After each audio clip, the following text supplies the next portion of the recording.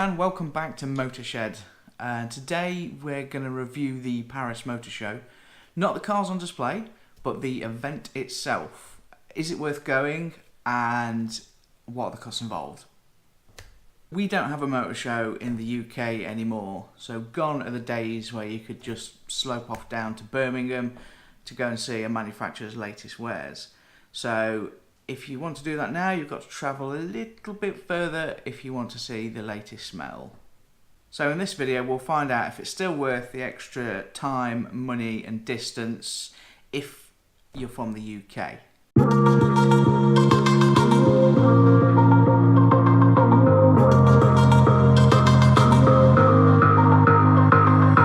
No, I'll be frank from the start, it's probably not worth it, depending on how you look at it.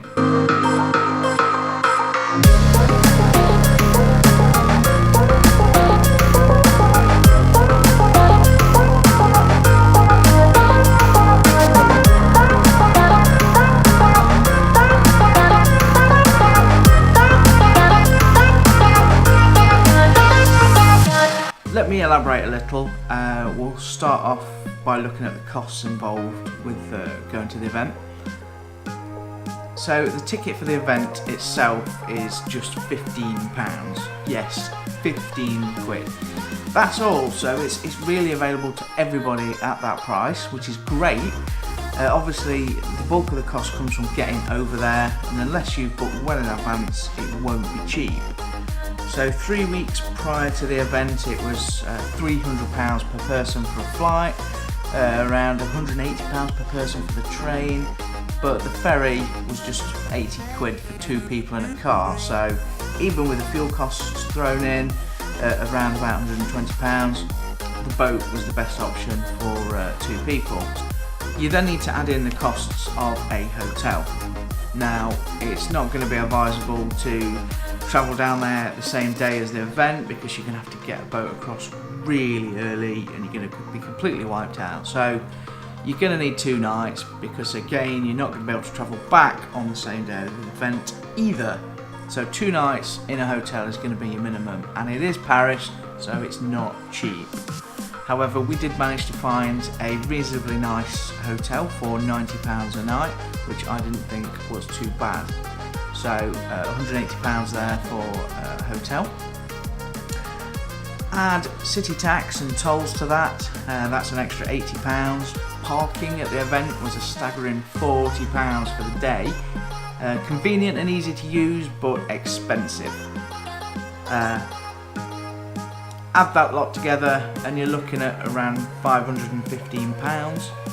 That's before you've consumed a single cup of coffee or quaffed a single croissant. So it's very expensive. You could get a week in an all-inclusive resort in a half-decent hotel for that, so on the pricey side. So then we look at time and distance. Now I live in the Midlands, so it's a fair old trek just down to Dover. You're looking at 230 miles, which is around about 4 hours of driving. The ferry crossing itself takes an hour and a half. You have to be there an hour early, so that's 2.5 hours. Don't forget as well, you lose an hour when you go across the border. So there's a lot of time taken up there.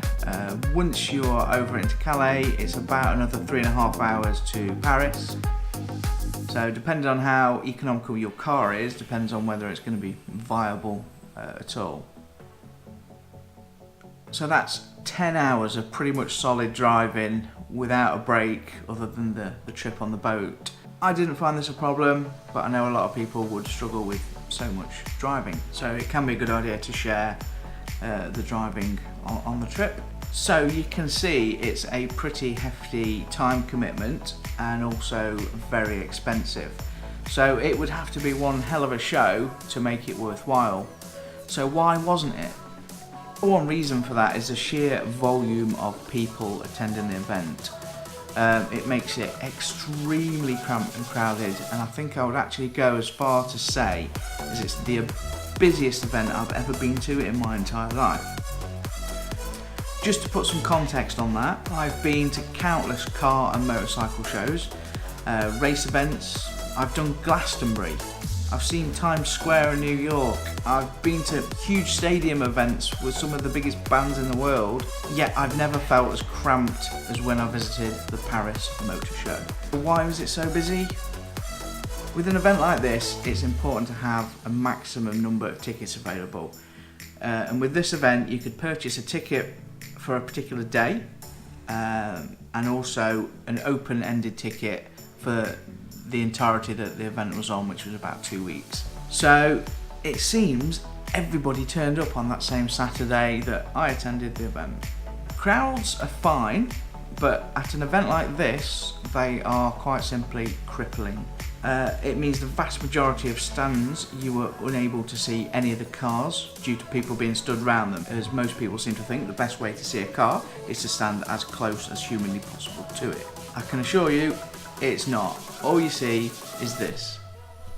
I'm also not a fan of feeling like a sardine in a tin, and at times smelling even worse. As many people there had never been introduced to deodorant or a warm shower, it made for a fairly unpleasant experience, I have to say, until around 5:30, 6 p.m.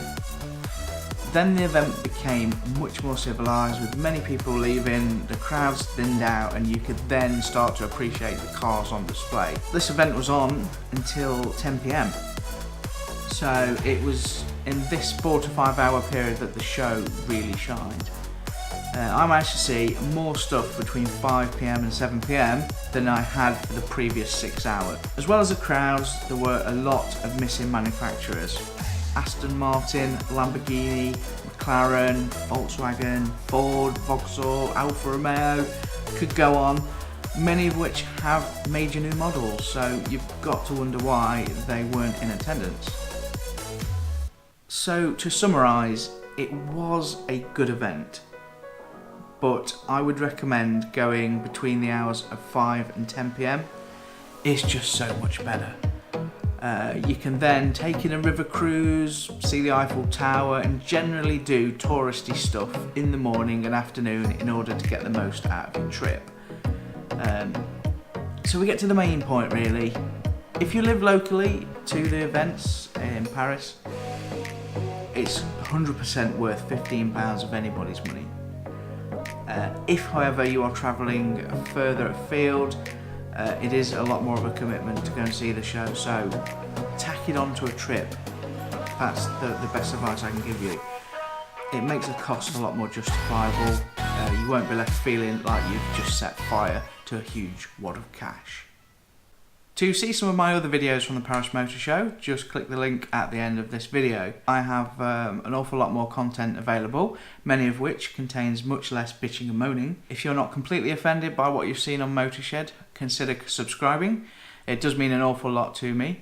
And click the bell as well to make sure you get notifications of upcoming videos. I've been Steve Fox. Bye for now.